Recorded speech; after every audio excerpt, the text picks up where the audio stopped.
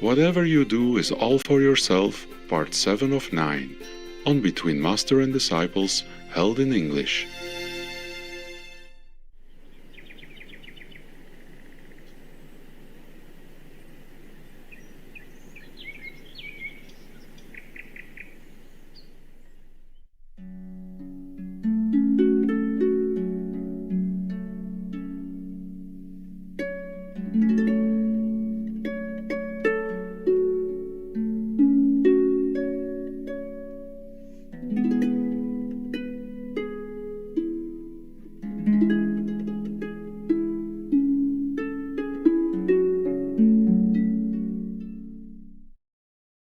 Just difficult to live in this world when you know so much about other worlds. Yes, Master. Just like people who have a near-death experience, they went to the astral level heaven, and they came back crying. They never wanted to come back. Yes, Master. And they came back, they cry all the time. You know, it's difficult for them to live in this world after knowing heaven. Yes. And this is only even a small heaven, a lower heaven, like the astral city that you saw in the film. Yes. Yes. Not even higher heaven. And Babaji in India, Yes. he lives in the threshold of the astral and the earth. Therefore, he can come and go. Sometimes people can see him, sometimes not, even though he's in front of them, because he's in the astral sphere sometimes. So his body is invisible. Right. And when he realizes or he wants to manifest into the physical realm, the physical body, then people can see him. Okay? The real Babaji that Yogananda master has seen. Yes, Master. Yes. And his master has studied with. Okay? Yeah, like that. Oh, did I answer your question? Yes, Master. Thank you, Master. You can write a slogan and put it in front of your computer or on the wall or on the ceiling of your bed saying, "It's not me, Yes. don't know, okay? Know nothing." Truly like that. Okay, huh? Yes, Master. Yes, Master. Thank you, Master. Okay. Any other questions? Well, it was a very good question. Very humble of you to even realize that you have ego. Thank you. I thought you didn't know it, that you have. I keep reminding you. Yes, you do. I keep reminding you, and it was painful for both of us. Hmm? Yes, Master. Yeah. Thank God that you're more mature now spiritually. Otherwise, you would have left. Okay? Yes, Master. Thank you for that. You have improved. You have grown up. And I'm glad. Now my ego is up again.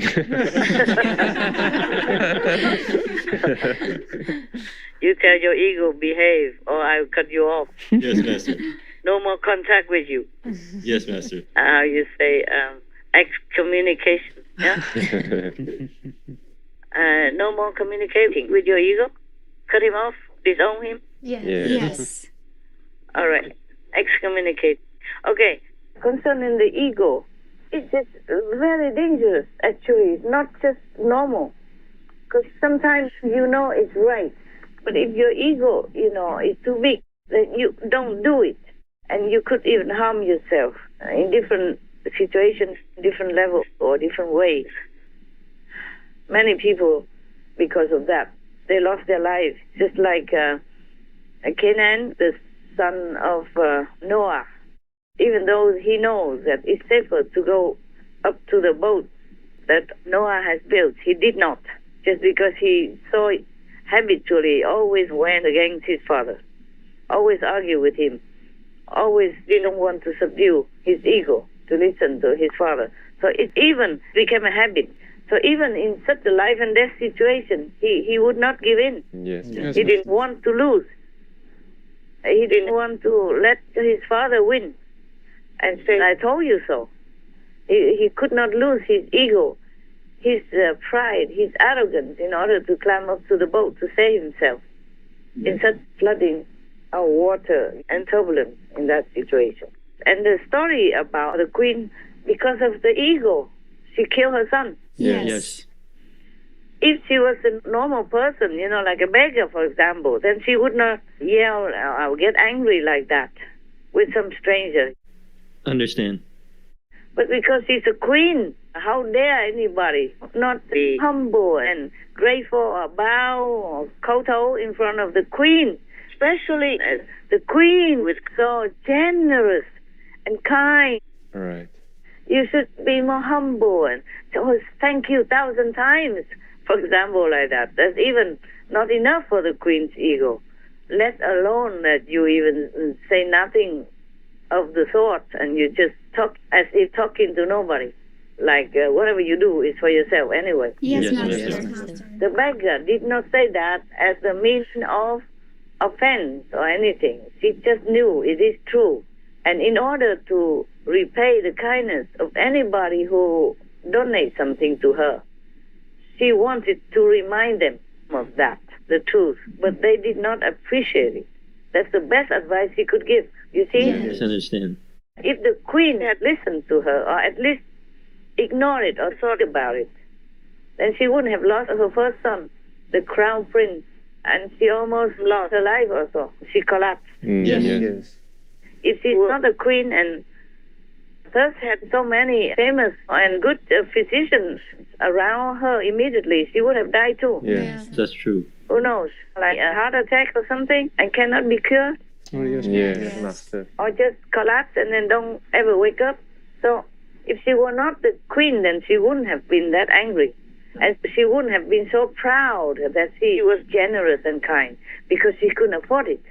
But because she's a queen, she could afford so much food to give to the beggar. So she felt very proud. Yes. That's true. And she expected that the beggar would be very, very humbly grateful and thank her no end. But instead, the beggar did not do that. But the beggar woman repaid with the best she knew, the best advice. But the queen was too arrogant. You see, the ego could kill. Yes. That's true. It would have been maybe less tragic if the queen killed herself, was killed by the poison or whatever reason that she died herself. But no, this is even worse because she killed her son. Yes. Oh, that's even more painful that you are the one that caused your son to die. Yes. More guilt. And the crown prince, you know, parents, they love the firstborn the most. Yes, Master. I'm the middle one anyway, so I stand up for myself. Anyway, the middle are often ignored because they say the first one, oh, they dotted on them. The middle one, they're tired, so the rest let them live by themselves. Oh, God takes care. And they also dot on the last one. Yeah, that's what they say in many countries, in Vietnam also. Okay, so this ego is poisonous. It's very dangerous. Yes. So the more humble, the safer to live in this world or to achieve anything. The beggar woman, she's poor, old. She should have known that. Not that she did not know, but she wanted to repay people's kindness with this great advice. It's a pity that they don't know, but she still has to do what she has to do. Like she has to repay people with the best she knows. She knew also the risk. She knew that people demand, expect her gratefulness. Yes. But she didn't give that because that's just not valuable enough. It could even boost their ego more. Yes. Because if this woman wasn't wise, she wouldn't have done that. She wouldn't have just say, whatever you do is for yourself. Understand. She was too wise. She was just a beggar, just like a monk or something. Not like she could not survive without. Yes, Master. She did that so that she can have more time for other things, like meditation or prayer secretly. Nobody would know. That's why she utters such wise advice. It's a precious gift. Yes. Not a material gift, but a precious gift. Just the pity that humans are so stupid, Yes, Master. ignorant and arrogant. That's why they did not understand that. But she still continued to say the same thing because that's the best she knows, the best gift for others, in case some of them take it and then benefit themselves. But she keeps talking to deaf ears. Yes, Master. This story is similar to many masters. They know it's almost hopeless and useless, but they still do their best because they know that's the best they can give. Yes, that's true. Because if you give somebody money or food or house or anything, these things sometimes don't last.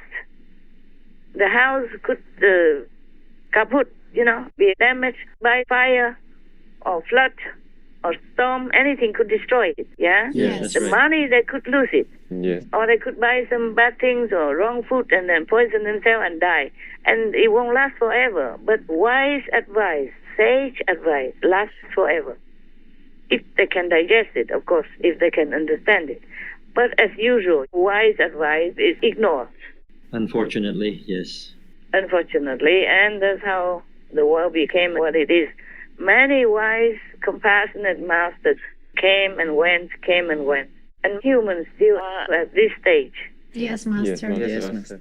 And the more materially or technically developed, the more humans become arrogant and more ignorant inside their own tiny little world. Otherwise, the technical development should be a very good advantage for us. Yes. Because without going anywhere, you can hear the sages or read the saint books, That's true. but they don't apply it. They don't use the advantage for their own development. They just use it like nowadays we have high-tech internet and everything. They just use it for amusement, for small pleasure or selfish purposes. They don't use it to search for something larger than life. That's why they're losing their lives. Many are losing now Yes, Yes, Master. Master. and will continue losing. Many new variants are emerging. You know that, right? Yes, Master. So I just read the news, and it's terrible. And many other, strange stuff, like they just found a superbug for the first time in America. Oh, All antibiotics mean nothing to him. So it's the end of antibiotics. no. Yeah, unless they find something new. I don't know yet. But at the moment, this superbug resists all antibiotics. Nothing can hurt him. Oh. Wow.